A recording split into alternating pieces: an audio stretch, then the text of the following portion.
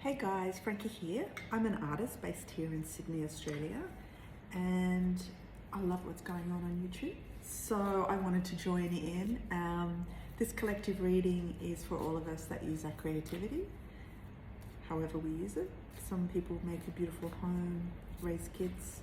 Other people employ the artistic process to create wonderful art.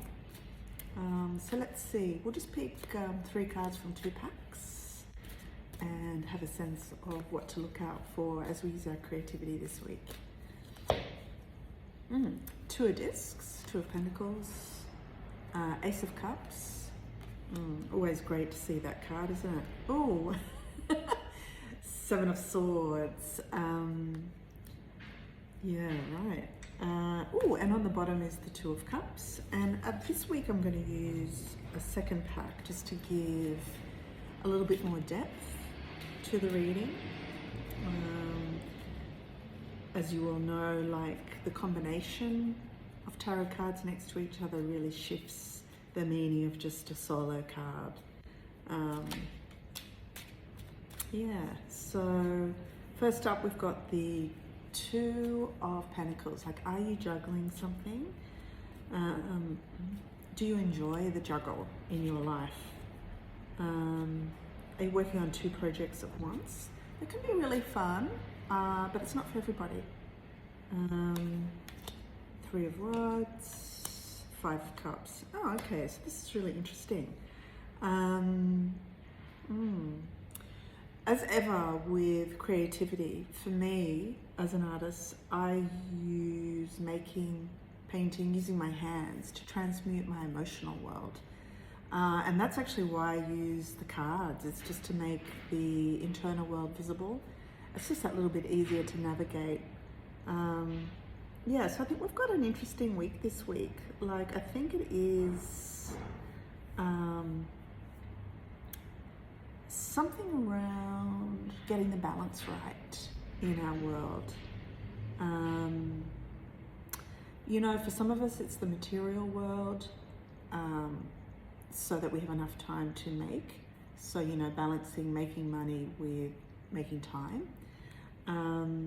Other people, you know, it's family or friends demands on our time.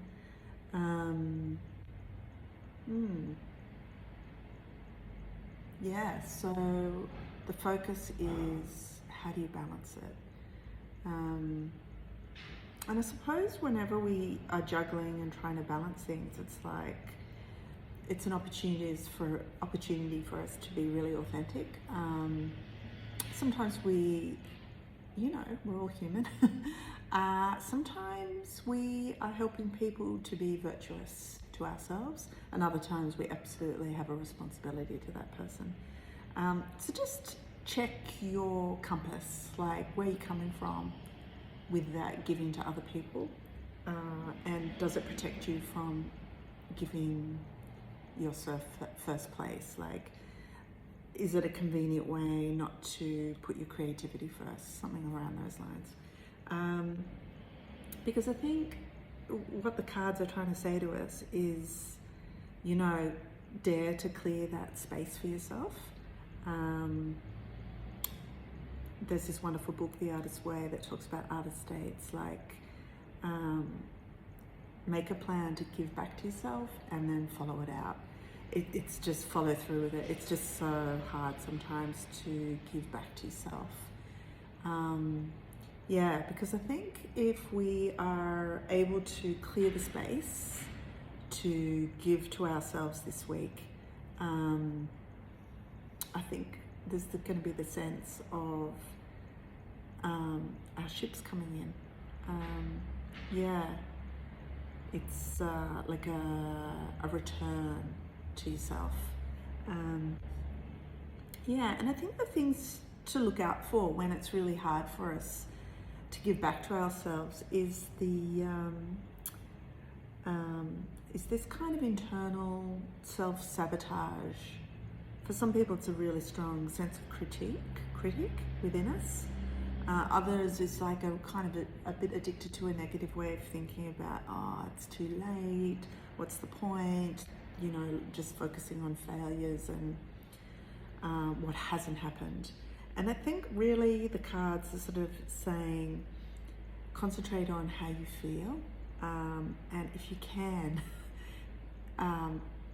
have less time for your thoughts. I know that balance is a bit tricky, but it can be a kind of addiction, listening to that negative stream of consciousness in there, that if you wrote it out and got to see it, you would just be horrified. You would never speak to someone else like that. But that internal monologue can be happening in the background for yourself, and then you wonder why it's hard to do the things you really want to do. You're beating yourself up behind the scenes. So, show yourself your love and regard for yourself. Balance the spreadsheet with the giving and receiving in your life. And if it comes from someone else, that's a bonus. But do your own audit of how much you're giving and how much you're giving back to yourself. And that's just a really great place to start. Because I feel like negative thinking cannot stand it when you give to yourself. Maybe you've had a disappointment or or you've had a falling out with a friend, or there's something that's painful and hard to handle at the moment. So just do your best to treat yourself like a little kid and give yourself a hug and a treat, and maybe muck up and have a day off from everything and come back to it all tomorrow.